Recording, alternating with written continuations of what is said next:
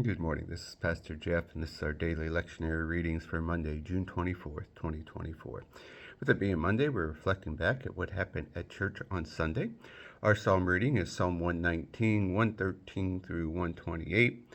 Then our Old Testament reading, we are continuing in 1 Samuel. We're at 1 Samuel 18, 6 through 30. And then our New Testament reading is from the book of Acts, chapter 27, verses 13 through 38.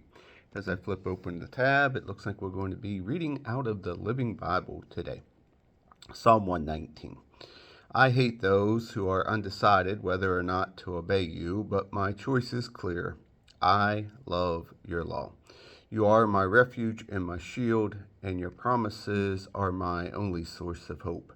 Begone, you evil-minded men. Don't try to stop me from obeying God's command. Lord, you promised to let me live. Never let it be said that God failed me. Hold me safe above the heads of the enemy, that I can continue to obey your laws. But you have rejected all who reject your laws. They are only fooling themselves. The wicked are the scum you skim off and throw away. No wonder I love to obey your laws. I tremble in fear of you. I fear your punishments. Don't leave me to the mercy of my enemies, for I have done what is right.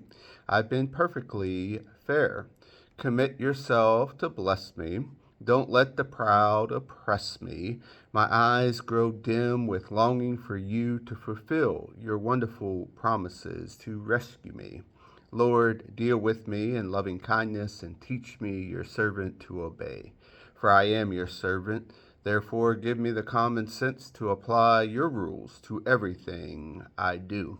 Lord, it is time for you to act. For these evil men have violated your laws, while I love your commandments more than the finest gold.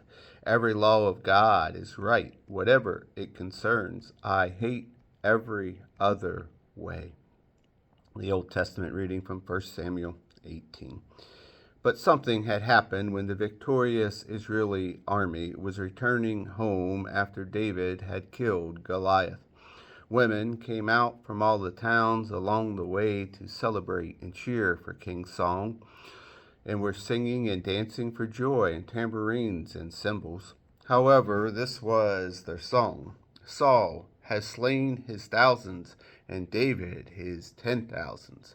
Of course, Saul was very angry. What's this, he said to himself. They credit David with 10,000 and me with only 1,000. Next, they'll be making them their king. So, from that time on, King Saul kept a jealous watch on David. The very next day, in fact, a tormenting spirit from God, overwhelming Saul, he began to rave like a madman. David began to soothe him by playing the harp, as he did whenever this happened. But Saul, who was fiddling with his spear, suddenly hurled it at David, intending to pin him up to the wall. But David jumped aside and escaped. This happened another time, too, for Saul was afraid of him and jealous because the Lord had left him and was now with David. Finally, Saul banned him from his presence and demoted him to the rank of captain. But the controversy put David more than ever in the public eye. David continued to succeed in everything he undertook, for the Lord was with him. When King Saul saw this, he became even more afraid of him. But all Israel and Judah loved him, for he was one of them. One day, Saul said to David, I am ready to give you my oldest daughter, Merab, as your wife. But first you must prove yourself to be a real soldier by fighting the Lord's battle. For Saul thought to himself, I'll send them out against the Philistines and let them kill him, rather than doing it myself. Who am I that I should be the king's son-in-law? David exclaimed. My father's family is nothing. But when the time arrived for the wedding, Saul married her to Adriel, a man from Mehoth, instead. In the meantime, Saul's daughter Michal had fallen in love with David, and Saul was delighted when he heard about it. Here's another opportunity to see him killed by the Philistines. Saul said to himself, but to David he said, you can be my son-in-law after all, for I will give you my youngest daughter. Then Saul instructed his men to say confidently to David that the king really liked him a lot, and they all loved him and thought he should accept the king's proposition and become his son-in-law. But David replied, how can a poor man like me from an unknown family find enough dowry to marry the daughter of a king? When Saul's men reported this back to him, he told them, tell David that the only dowry I need is 100 dead Philistines. Vengeance on my enemy is all I want. But what Saul had in mind was that David would be killed in the fight. David was delighted to accept the offer, so before the time limit expired, he and his men went out and killed 200 Philistines and presented their foreskins to King Saul. Saul gave Michal to him. When the king realized how much the Lord was with David and how immensely popular he was with all the people, he became even more afraid of him and grew to hate him with every passing day. Whenever the Philistine army attacked, David had more successes against them than all of the rest of Saul's officers. So David's name became very famous throughout the land. Our New Testament reading, Acts 27.